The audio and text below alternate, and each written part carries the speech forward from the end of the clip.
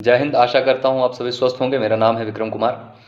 इस वीडियो में हम लोग क्या जानेंगे, एक्चुअल में सीबीएसई का नया सर्कुलर 2025-26 सेशन के लिए आ गया है। यानी कि जो बच्चे अभी क्लास 9th में हैं, जो फाइनल एग्जाम दे करके अभी 10th में जाएंगे और नेक्स्ट ईयर जो बोर्ड के एग्जाम देंगे, उनके लिए नया सीबीएसई का सर्कुलर जारी किया गया है। तो एक तरह से खुशखबरी है आपके लिए और बहुत ज़्यादा अच्छी बात है। मेरे हिसाब से तो बहुत बढ़िया किया गया सीबीएसई के थ्रू। अब आपको देखना है कि आप कैसे मैनेज करते हैं इस चीज़ को। तो क्या है इसमें और कितने सारे आपके सवाल हैं, जो भी सवाल हैं इसमें मैं कोशिश करूंगा कि एटलीस्ट सारे के सारे सवाल का जवाब दिया जाए। ठीक है, तो सबसे पहले तो आपका जो सीबीएसई का एग्जाम होने वाला है 2025 और 26 में, ये इंप्लीमेंट होगा 2025 और 26 सेशन से। अगर किसी भी बच्चे का ये क्वेश्चन है कि कब से ये इम्प्लीमेंट किया जाएगा, तो सबसे इंपॉर्टेंट चीज़ है कि आने वाला जो बोर्ड एग्जाम है 2026 का, वहाँ से ये इम्प्लीमेंट हो जाएगा। और इसमें क्या है सर्कुलर में, तो सर्कुलर में है कि आप इसमें अब 2 एग्जाम दे सकते हैं। पहला आपका एग्जाम है, जो फर्स्ट एग्जाम होने वाला है, वो 17 फरवरी से लेकर के 6 मार्च के बीच में होगा। एग्जैक्टली डेट तक तय है इसमें।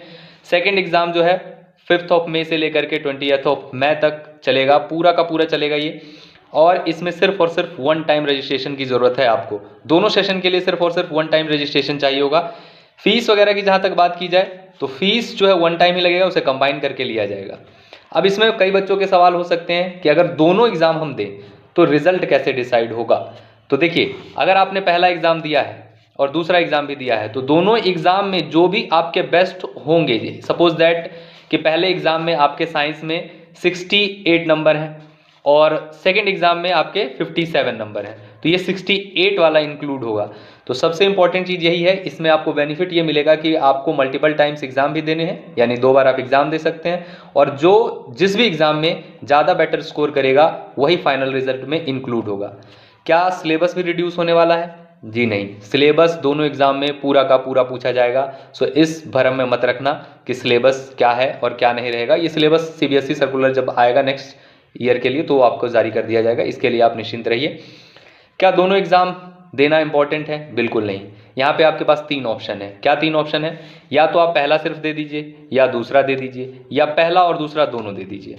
या फिर आप ऐसे भी कर सकते हैं, सपोज दैट कि पहले एग्जाम के अंदर कुछ सब्जेक्ट, सपोज दैट कि कोई सब्जेक्ट आपको लग रहा है कि मेरा ये खराब गया है और इसे मैं बेटर कर सकता हूँ, सकती हूँ, तो आप उसे नेक्स्ट सेकंड एग्जाम में भी दे सकते हैं। तो इसके लिए आपको बेनिफिट ये मिलेगा कि अगले जो फाइनल रिजल्ट में आपका रिजल्ट बनने वाला है, वो जो बेस्ट रिजल्ट आएगा उसका मार्क्स काउंट होकर के फाइनल रिजल्ट आपका बनेगा। तो इससे भी आपको बेनिफिट मिलने वाला है। एक और क्वेश्चन हो सकता है बच्चों का कि क्या 2 एग्जाम के बाद भी सप्लीमेंट्री एग्जाम का कोई कॉन्सेप्ट है? तो नहीं भाई, यहाँ पे सप्लीमेंट्री एग्जाम बिल्कुल भी नहीं है। सप्लीमेंट्री के लिए बिल्कुल रद्द कर दिया गया सप्लीमेंट्री एग्जाम। अब इसमें आपको एक छोटा सा नुकसान है, लेकिन नुकसान भी नहीं कह सकते आप, नेगेटिव पॉइंट है, बट नुकसान नहीं है, ये कोई बड़ी बात नहीं है, क्योंकि आपको इतने सारे ऑप्शन अवेलेबल हैं कि इन 2 एग्जाम के थ्रू जो सब्जेक्ट आपका बेहतर नहीं था उसे भी कर सकते हैं, और बेस्ट जो आप दोनों एग्जाम में से लेकर के आएंगे वही फाइनल रिजल्ट में डिसाइड होगा। तो निश्चिंत रहिए। किसी बच्चे का अगर ये क्वेश्चन है कि मान लीजिए एग्जाम सेंटर क्या सेम होंगे, तो सेम एग्जाम सेंटर ही होगा बिल्कुल। आपको सिर्फ और सिर्फ इतना ध्यान रखना है कि अभी आपके पास एडमिट कार्ड नहीं है, बाकी सारी चीज़ें सर्कुलर में जारी कर दी गई हैं सीबीएसई के दौरान, सीबीएसई के थ्रू। रजिस्ट्रेशन फीस 1 टाइम होगा। प्रैक्टिकल एग्जाम एज यूजुअल जैसे चलता था वैसे ही चलेगा, वो भी 1 टाइम होगा। और इंटरनल एग्जाम जो है वो भी 1 टाइम ही होगा। ऐसा नहीं है कि इंटरनल एग्जाम आपका 2 बार होगा। तो इन सभी चीज़ों को आप ध्यान रखेंगे और आपके लिए खुशखबरी यही है। अब नेक्स्ट है आपका, देखिए एक और सीबीएसई ने सर्कुलर जारी किया है, वो भी मैं आपको दिखा देता हूं। तो ये है आपका टाइम्स ऑफ इंडिया का आर्टिकल, जिसमें कुछ चेंजेस सीबीएसई के द्वारा किए गए हैं। तो देखिए सिलेबस में कुछ रिडक्शन किया गया है। ये पूरा जो फाइनल एग्जाम आपका पहला और दूसरा होगा, जो मैंने आपको बताया, उसके लिए सिलेबस पूरा का पूरा रिड्यूस किया गया है। चाहे आप क्लास 10th में हो, चाहे आप क्लास 12th में हो, तो सिलेबस जहाँ तक है वो 15% तक रिड्यूस करने की बात की गई है। अभी आपका जो इंटरनल जो वेटेज है, यानी इंटरनल एग्जाम का जो वेटेज हुआ करता है, वो 60:40 रेशियो में रहेगा, यानी कि 60 और 40 रेशियो में चलेगा। स्किल्ड बेस्ड और प्रैक्टिकल नॉलेज के क्वेश्चन बहुत ज़्यादा पूछे जाएंगे, अप्रॉक्स 50%। तो जैसा कि न्यू एजुकेशन पॉलिसी 2020 का भी कहना था, तो आपको कम से कम इस चीज़ के लिए प्रैक्टिकली तैयार रहना है कि जो स्किल बेस्ड क्वेश्चन है, जो कंपिटेंसी बेस्ड क्वेश्चन है, इस बार भी बोर्ड एग्जाम में पूछे गए हैं, तो इस क्वेश्चन पे ज़्यादा सीबीएसई फोकस रखने वाला है। नेक्स्ट देखिए डिजिटल असेसमेंट होगा, जो भी आपने सब्जेक्ट चुना है। ताकि ट्रांसपेरेंसी जो है और एफिशिएंसी जो है ग्रेडिंग में वो बेहतर बनाया जा सके।